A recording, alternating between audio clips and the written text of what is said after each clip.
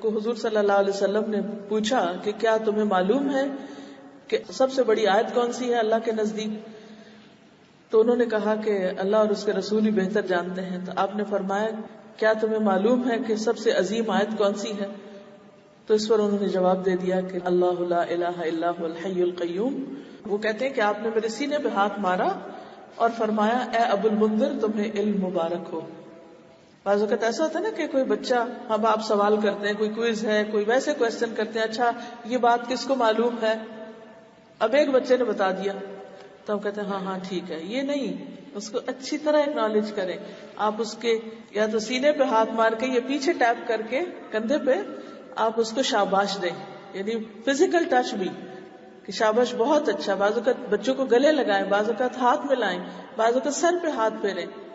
یعنی کوئی بھی چیز ان کے ساتھ ایسی ہو کہ جس سے وہ سیکیور محسوس کریں اور واقعی ان کو محسوس ہو کہ ان کی تعریف کی گئی. کیونکہ ہوتا یہ ہے کہ بعض اوقات بچے بہت چھوٹے ہوتے ہیں اور ہماری منہ سے بولی ہوئی زبان نہیں سمجھتے, کیونکہ کبھی ہم بہت ہائی اردو بول رہے ہوتے ہیں اور کبھی ہم اس انداز میں کہتے ہیں کہ انہیں کانٹیکٹ سمجھ نہیں آتا, کیونکہ وہ بھی لینگویج لرن کر رہے ہیں. یہ یاد رکھیے, ہم بول رہے ہیں, ان کے لیے کوئی ٹرانسلیٹر نہیں ہے جو ان کے بچپن کے ذہن کے ساتھ ٹرانسلیٹ کرے. ان کو لفظ سنائی دے رہے ہیں ابھی. ان کے لیے آپ کی زبان ایسے ہی ہے جیسے آپ کے ساتھ کوئی ایک اجنبی زبان بولے. ہم اس فیکٹر کو ذہن میں نہیں رکھتے, ہم سمجھتے ہیں ہم بول رہے ہیں اور ہماری ہر بات بچے کو سمجھ آ رہی. ٹھیک ہے, وہ آہستہ آہستہ سمجھ جاتا ہے, لیکن بچے کے لیے منہ سے بولی ہوئی زبان کے علاوہ باڈی لینگویج, زبان سے تعریف کے علاوہ فزیکل ٹچ یعنی جسمانی جیسچر سے آپ ان کی تعریف کریں تاکہ ان کو سمجھ آئے کہ آپ کیا کہہ رہے ہیں. کیونکہ جب بچے بہت چھوٹے ہوتے ہیں تو ان کا بعض اوقات ذہنی لیول اتنا نہیں ہوتا جتنی بڑی بڑی باتیں ہم کر رہے ہوتے ہیں. تو بعض اوقات ہم کہتے ہیں یہ سن کیوں نہیں رہے؟ بھائی سن رہے ہیں مگر ان کو الفاظ نہیں سمجھ آ رہے آپ کیا کہہ رہے ہیں. بعض اوقات سمجھ آ بھی رہے ہوتے ہیں لیکن ان کے لیے بڑے بھاری ہوتے ہیں. اچھا اب یہ ہوتا ہے کہ 3 سال کا بچہ ہو تو ہم نے اسکول بھیج دیا, وہاں سارا دن انگریزی بولتا ہے, یا فرینچ میں ڈالا ہوا ہے وہ کچھ اور بولتا ہے, یا عربی اسکول میں ڈالا ہوا تو عربی بول رہا ہے. سارا دن تو وہ کچھ اور بولتا ہے, جب گھر آتا ہے تو اماں کوئی اور زبان بولتی ہے. اب ہم کہتے ہیں کہ ہم تو ماں ہیں, ہماری تو ہر بات ان کو سمجھنی چاہیے, اور ہم یہ بھول چکے ہیں کہ 6 گھنٹے وہ کہاں گزار رہا ہے اور باقی ٹوٹے پھوٹے چند گھنٹے جس میں ہماری پوری توجہ نہیں ہے ان پر وہ کہاں گزار رہا ہے. تو وہ ایک مینٹل گیپ آ جاتا ہے, ایک لینگویج بیریئر آ جاتا ہے. اگر ماں کو وہ زبان نہیں آتی جو بچہ اسکول میں بول رہا ہے تو بچے کی بہت سی باتیں ماں نہیں سمجھتی اور ماں کی بہت سی باتیں بچہ نہیں سمجھ رہا, جس کے نتیجے میں ماں اور بچے کے درمیان ایک ان نیچرل ڈسٹینس ہے اور ہمیں ریئلائز ہی نہیں ہوتا کہ بچہ کس فیز سے گزر رہا ہے. اور ہمیں بس ایک ہی شکایت ہوتی ہے کہ یہ ہماری بات نہیں سنتے اور یہ سمجھتے نہیں اور یہ مانتے نہیں اور یہ وہ نہیں کرتے جو ہم کہہ رہے ہیں.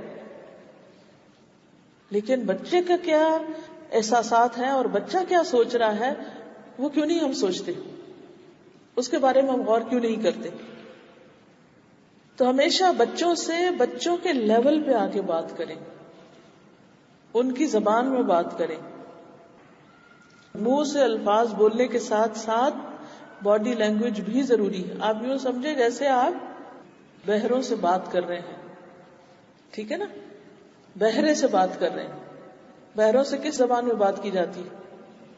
سائن لینگویج, ٹھیک ہے نا. تو بچوں کے ساتھ بولنے کے ساتھ ساتھ سائن لینگویج بھی ضروری ہے تاکہ وہ سمجھ جائیں کہ آپ کیا کہہ رہے ہیں.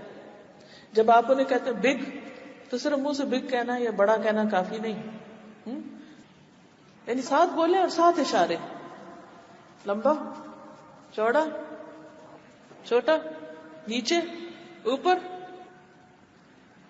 کیونکہ بعض اوقات ہم بت بن کے ہم صرف بولے جا رہے ہیں, انہیں کیا پتا آپ کیا کہہ رہے ہیں.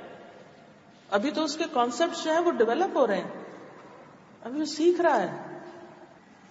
اگرچہ ہم بولتے ہیں وہ آبزرو کر رہا ہوتا ہے کہ ہم نے کس کو اوپر کا اور کس کو نیچے کا.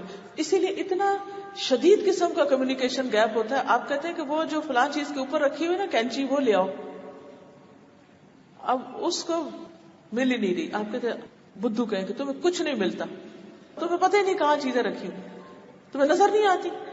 بھائی اس کو نہیں سمجھ آئی کہ آپ نے جس چیز کا بولا, مثلا آپ کہتے ہیں چھتی پہ رکھا, فلانے پہ رکھا ہے, اس کو نہیں پتا.